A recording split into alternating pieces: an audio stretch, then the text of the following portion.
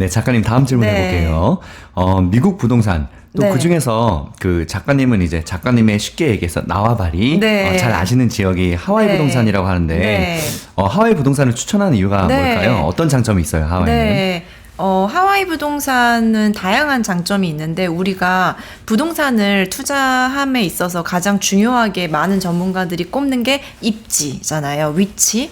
그런데 하와이의 지리적인 위치를 보시면 다양한 이제 아시아, 동아시아 국가들, 뭐 중국이라든지 일본이라든지 한국이라든지 홍콩이라든지 대만이라든지 그런 동아시아 국가들과 북미, 미국과 캐나다 그 주요 도시에서 딱 가운데 있어요. 그래서 어느 도시까지 사실 6시간에서 9시간이면 그 편도로 오실 수가 있거든요. 그래서 그런 입지가 중심에 있다. 접근성을 처음으로 말씀드리고 싶고, 두 번째로는 이 부분에 대해서는 모르시는 분들이 많은데 공급이 굉장히 제한되어 있어요. 그래서 이제 우리가 부동산을 투자하는 여러 가지 이유 중에 하나가 희소성이잖아요. 희소성은 제한된 공급이 낮게 되는데 왜 공급이 제한되어 있냐면 하와이의 95%가 개발 불가능 그린벨트, 소위 말해서 개발 불가능한 지역이고 주정부나 미국의 미군이나 미국 정부가 소유하고 있거든요. 그래서 개발이 굉장히 어렵습니다.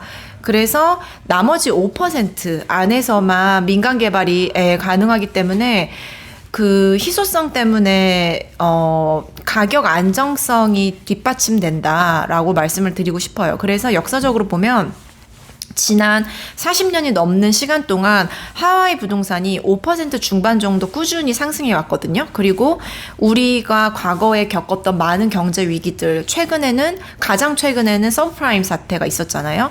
그런 세계 금융위기 때도 하와이 부동산이 1년 이제 떨어졌죠. 당연히 떨어졌다가 2년 뒤에 원래 가격을 회복하거든요. 그만큼 하방 경직성이 강하고 수요자들이 많기 때문에 어느 정도 저렴해지면 받아줄 사람들이 많이 있어요. 그래서 안전하다 이제 이런 거를 말씀드리고 싶고, 그 다음은 뭐니 해도 하와이를 생각해 보시면, 그렇죠, 그 에메랄드빛 바다와 지금 하와이만 생각해도 입가에 미소가 나오잖아요. 그 바다 맨날 보고 사는 거잖아요. 네, 그렇죠. 그리고 사실 우기에도 뭐 비가 잠깐 왔다가 정말 어느새 그쳐서 다 말라버리고, 우리나라의 여름과 다르게 굉장히 건조하거든요.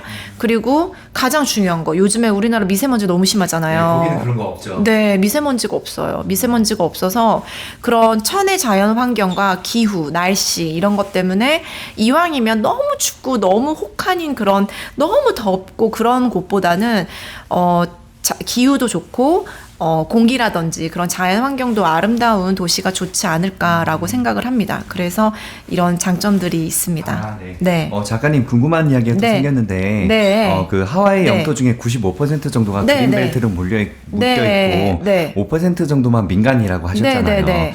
그렇게 되면 집값이 엄청나게 막 맨하튼이나 우리 강남처럼 네. 비쌀 것 같은데, 네. 또 그렇지는 않은가 봐요. 네, 그렇죠. 네. 그래도 하와이가 미국에서 가장 비싼 주택, 거래된 주택 중에서 이렇게 랭킹을 뽑으면 뭐 상위에 항상 오른다든지, 그리고 평균적으로도 그런 인구수라든지 그런 투자된 자본에 비하면 맨하탄에 버금가니까요. 그 부동산 가격이 굉장히 비싼 축에 속하지만 하와이는 제한된 공급은 있지만 그래도 정부가 공급해주는 임대주택도 사실 존재하고 있고, 그리고 아무래도 비즈니스의 규모 자체가 맨하탄이라든지 미국의 다른 주요 대도시에 비해서는 작기 때문에 그 생각하시는 것보다는 부동산 가격이 저렴합니다. 네. 그 다음 질문 해보겠습니다. 네. 그 방금 말씀하신 네. 이야기들이랑 이어지는 질문인데, 기본적으로 사실 부동산 하면 큰 돈을 생각할 수밖에 없잖아요. 미국 부동산에 투자하려면 큰 돈이 필요한 거 아닌가요? 어떻게 생각하세요? 네.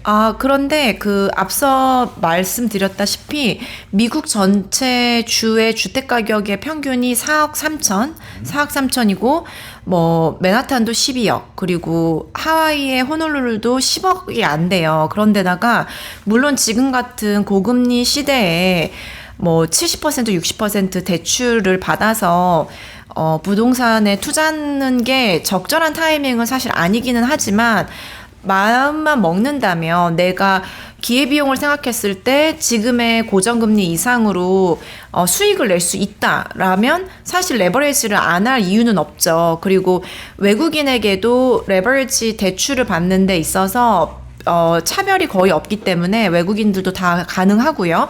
그 자국의 신용이라든지 소득이라든지 자산이라든지 다 인정을 해줘요. 그걸 토대로 평가를 하기 때문에 생각보다는 그 실제 투자 금액은 적게 든다고 말씀을 드릴 수 있을 것 같아요. 그리고 제가 이걸 말씀드리고 싶은 게 하나가 제가 원래 17년에는 미국 부동산 먼저 투자한 게 아니에요. 저는 베트남을 먼저 갔었거든요.